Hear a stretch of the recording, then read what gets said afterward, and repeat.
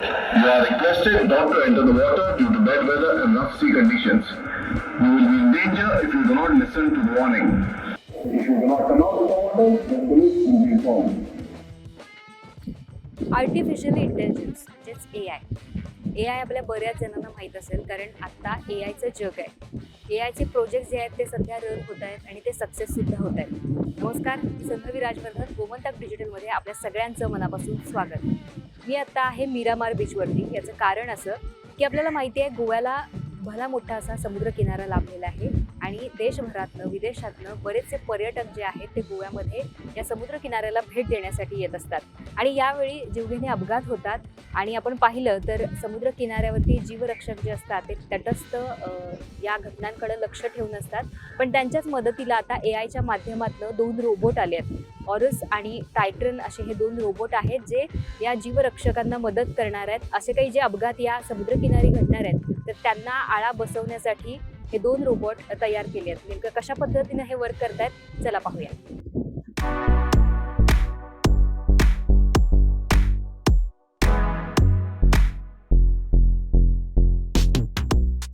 राज्यात पर्यटन हंगाम सुरू झाल्यामुळे पर्यटकांची गर्दी वाढू लागली आहे. मोठ्या संख्येनं पर्यटक समुद्र किनाऱ्यावर येत आहेत. त्यामुळे आपसुकच जीवरक्षकांची जबाबदारी वाढली आहे. दृष्टी लाईफ सेवा प्रायव्हेट लिमिटेड ही संस्था गेली अनेक वर्ष गोव्यात ही जबाबदारी सांभाळतेय. दृष्टीनं आतापर्यंत अनेकांचे प्राण वाचवले आहेत.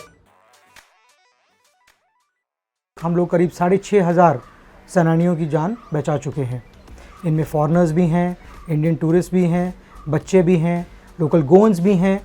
एंड इन एडिशन हम लोग जो मरीन मैमल्स जो पानी में कई बार फंस जाते हैं तो उनको भी हम बचा लेते हैं.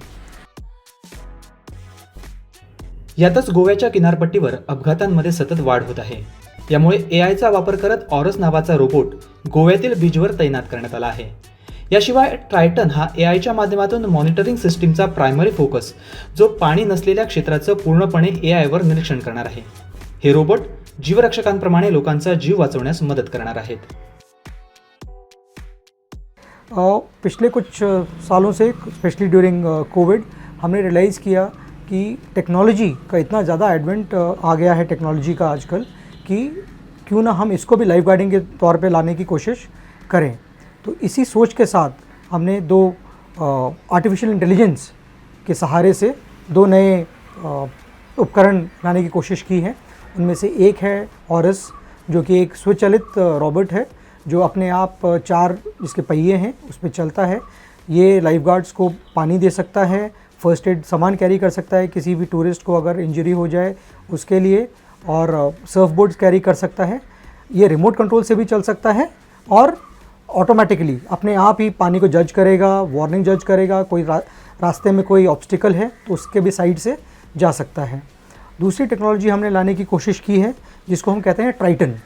ट्राइटन बेसिकली एक कैमरा सिस्टम है जो एक आर्टिफिशियल लाइन, अगर हम समझें कि समुंदर में एक लाइन अगर बना दी जाए कि इसके आगे भाई खतरा है, अब मत जाइए इस लाइन के आगे, इसके आगे आप जाएंगे तो शायद आपके जान खो लेने का आपको पॉसिबल है.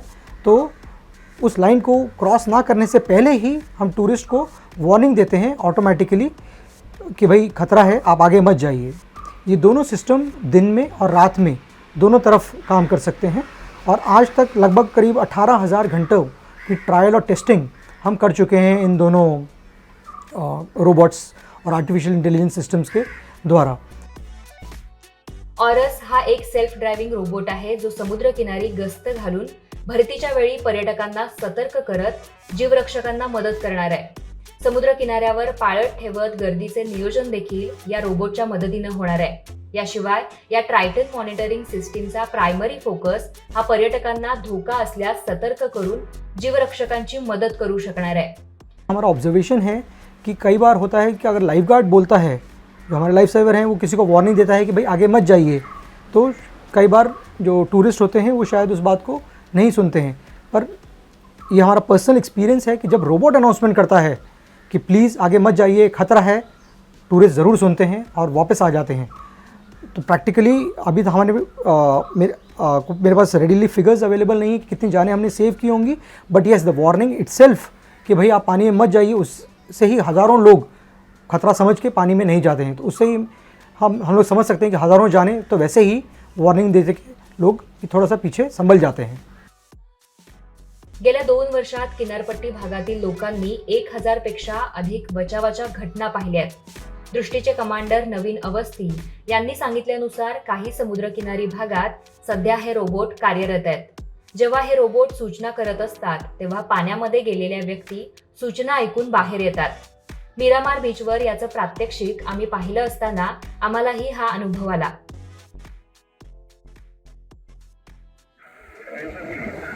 You are requested not to enter the water due to bad weather and rough sea conditions.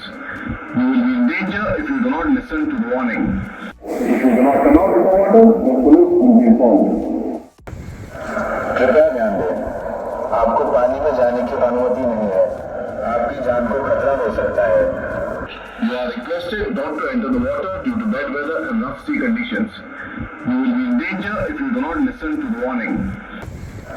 कृपया ध्यान दें, आपको पानी में जाने की अनुमति नहीं है। आपकी जान को खतरा हो सकता है।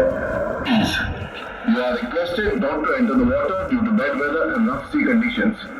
You will be in danger if you do not listen to the warning. कृपया ध्यान दें, आपको पानी में जाने की अनुमति नहीं है। आपकी जान को खतरा हो सकता है। फ़िलहाल ये रोबोट हमारा शाम को अगर आप कभी मीरामार बीच पे आएंगे तो देखेंगे अनाउंसमेंट करता है बीच ओपनिंग का सुबह और बीच क्लोजिंग का हर रोज़ शाम को। ये जो ऑरस रोबोट है उसको किसी भी लैंग्वेज में प्रोग्राम कर सकते हैं हम, चाहे रशियन हो, हिंदी हो, इंग्लिश हो, मराठी, कन्नड़, जिस भी लैंग्वेज में हम चाहें हम लोग उस लैंग्वेज को प्रोग्राम करके लोगों को वार्निंग दे सकते हैं कि भाई यहाँ पे ख़तरा है, यहाँ पे मत जाइए, या इस जगह पे पानी कम है, यहाँ पे आप लोग तैर सकते हैं। तो ये पूरा प्रोविजंस उस रोबोट में है। और जो टाइटन सिस्टम है वो रात को भी डिटेक्ट कर पाएगा कि रात के अंधेरे में अगर कोई गलती से पानी में चला जाए तो बहुत वो ऑडियो वार्निंग भी देता है, एक आवाज़ भी आती है कि आगे मत जाइए, आगे खतरा है आपकी जान को, तो ऐसा करके वार्निंग भी देता है, प्लस सायरन भी बजता है। और जो लाइफ गार्ड है और उसका जो कंट्रोल सेंटर है जो हो सकता है वहाँ से कोलवा के बीच पे वार्निंग दे रहा होगा कोई, और कंट्रोल सेंटर है डोनापोला ऑफिस में, सिमिलरली बेतलबाते में है, गालजीबाग में है, वेलसाओ पे ट्रायल्स चल रहे हैं, बायना बीच पे भी ये सिस्टम टाइटन का लगा हुआ है। मीरामार पे तो ऑफकोर्स दोनों सिस्टम टाइटन और ऑरस दोनों हैं, तो करीब 7 बीचेस पे फ़िलहाल ये दोनों सिस्टम आजकल चल रहे हैं हमारे। माणूस टेक्नॉलॉजीचा वापर प्रगत होण्यासाठी करतोय। येत्या काळात टेक्नॉलॉजी मोठी भरारी घेणार असल्याचा तज्ज्ञांचा अंदाज आहे।